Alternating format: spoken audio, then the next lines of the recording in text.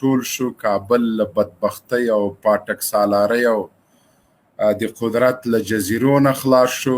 د افغانستان خلک له ظلم او له وحشت نه خلاص شو. تقریبا د افغانستان په 95 خاوره باندې شریعت نافذ شو. د میلیونونو افغانانو قاتل په دارو زړول شو. یو له کارنامو د دغه شپږم د میزان د کابل د فتح نه دا و چې هغه څوک چې یوه نیمه لسیزه افغانستان د اور د افغانستان ولس د افغانستان خلک په اور کباب کړه، هغه د هغوی سالار د کمونیزم او وروستی پاتې شونی د روسانو د KGB مزدور د روبل جاسوس د افغانانو د ناموس لوټونکی نجیب ګاو په دار باندې وزړول شو. دا تاریخي ورځ باید مونږ هیر نه کړو. دا هغه ورځ وه چې افغانستان له بدبختیو نه خلاص شو، شرعي نظام راغی، د ټول نړۍ کفري ځواکونه، کفري طاقتونه او صلیب یې ولړزوه. بالاخره له 5 کالو امن شرعي نظام وروسته صلیبي یرغلګرو دا نظام ونشو زغملی، په کابل باندې حمله وکړله او دغه اسلامي او شرعي نظام یې ونړوه. خو نړۍ انقلاب د امریکایانو په خلاف د صلیبیانو د هغوی د پاتې د شمال د لنډغرو د پاټک سالارانو په خلاف نوی آغاز د جهاد شو. نوی ولولې او نوی تکبیرونه شروع شو. د روسانو له ماتې وروسته، د سرو لښکرو له ماتې وروسته د اتحاد جماهیر شوروي په روسیې بدلیدو نه وروسته نوی امتحان، نوی ازمون شروع کیږي. د امریکایانو د زوال شیبې شروع کیږي. افغانستان باندې ډیر په کبر، ډیر په وحشت او بربریت باندې حمله کوي. بالاخره د افغانستان اتلان، غازیان، زمریان لاس په کار کیږي، خپلو هغه اسلحو ته لاس کوي چې روسان په باندې مات کړي او د امریکا د ماتې او د زوال شیبې له 2001 نه شروع کیږي. دا چې الله تعالی د امریکایانو زوال د افغانانو په لاس باندې لیکلی و، دا یې خوښېده چې امریکایانو ته هم افغانان ماتور کي، د دوی د غرور ښکرم افغانان ورمات کي، د دوی په سینه باندې، د دوی په ستوني باندې هم اتل قهرمان افغانان له تورې سره ورننوځي او په منځ 2 ځای کې چې څنګه الله غوښتل هماغسې وشول. راځو دې ته چې دا ورځ ولې مهمه ده، د دې ورځې لمانځل ولې وشي، دغه ورځ ولې موږ ته مقدسه ده. دا ځکه چې پس د جهاد د روسانو له ماتې نه وروسته خلکو د شرعي نظام په ارمان دو. کابل د خپل منځي جګړو شاهده شوه. د جبل سراج ناکامه تړون د روسیې د KGB د روبل جاسوسان چې د جهادي رهبرانو په نوم یادېدل له شمال نه په کابل باندې حمله کوي. کابل کې کمونیستي نظام نسکوریږي د مجاهدینو د قربانیو په وجه. لیکن د جبل سراج له تړون نه وروسته څو لنډغر، څو پروتوکولي مجاهدین، څو د روسانو سره پټ معاهده کوونکي مجاهدین تش په نامه جهاد کوونکي کابل قبضه کوي او نور جهادي تنظیمونو ته برخه نه ورکوي. ته باید دا جهاد د دوی پلار کړی، د دوی نیکه کړی، دا قرباني تنا جبل سراج څو لنډغرو ورکړی. هماغه چې له روسانو سره یې پروتوکول کړی و،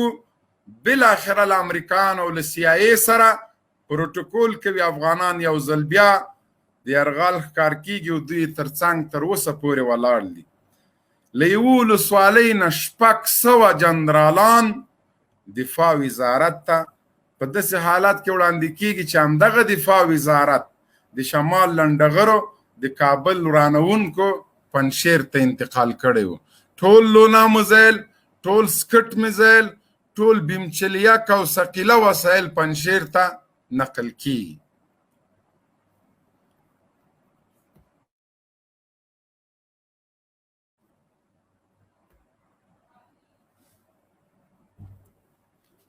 نو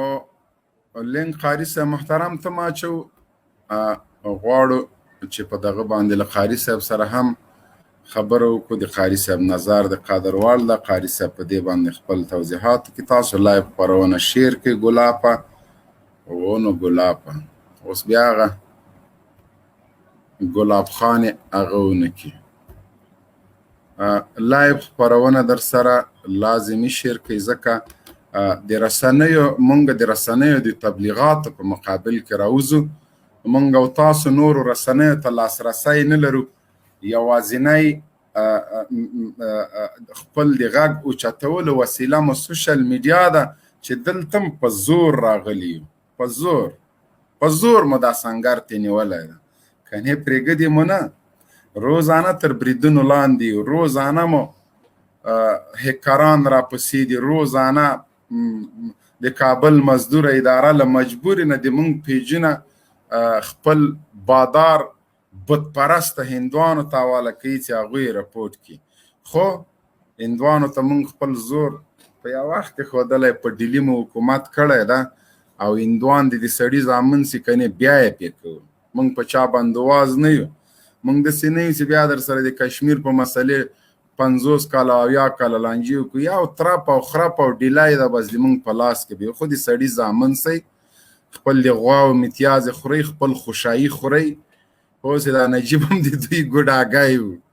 نجیب هم د دوی مزدور هندوستان ته ته مګرم الله پاک چې د غرغرې دار ته راوسته نو بلې خوا ته خو وادې ورېده بیا نشي تللی داسې خوښه ده قاري صاحب محترم د هغه سم که لایو خپره وشو لکه څه ده لږ اوبه راوړو ښه تر هغو پورې چې قاري صاحب راځي قاري صاحب محترم سټیډیو خالي ده تاسو کولی شئ چې راشئ شاهین صاحب محترم دا د نجیب عکس چې لګولی ده نو اوس دته به زه څه ووایم په خیر راغلی ستړی مه شې ګلاپه نن ډېره بختوره ګلالۍ په زړه پورې ورځ ده نن هغه ورځ ده چې د کمونستانو په تابوت باندې وروستی میخ ټک وهل شو کمونستان نیست او نابود شول مهرباني وکړه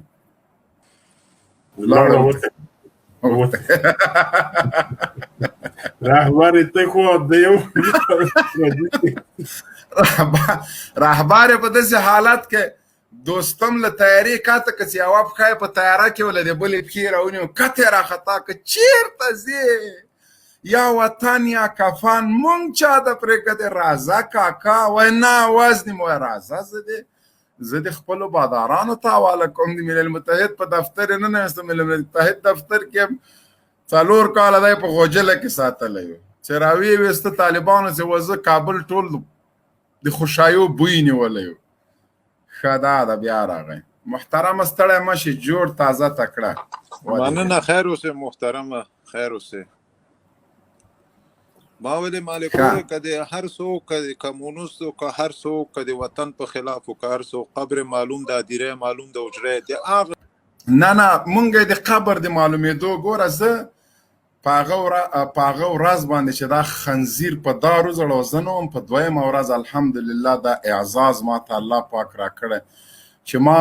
د مجاهدینو د مسلمانانو قاتل په دار زړېدلی تقریبا 15 ساعته ننداره کړه او ډېر د زړه بړاس مې پې وتلی ده قبر چې کله دی لوګر ته راغی لوګر کې د ده مړی ورک سو نو نه پوهېږم چې چا به وړی اخوا دوخوا به سیسته به چې قاري صاحب محترم راغی نو بیا پاس له هغه نه دا چې کله د ده مړی ورکېږي نو اوس دا معلومات نشته چې په هغه قبر کې څه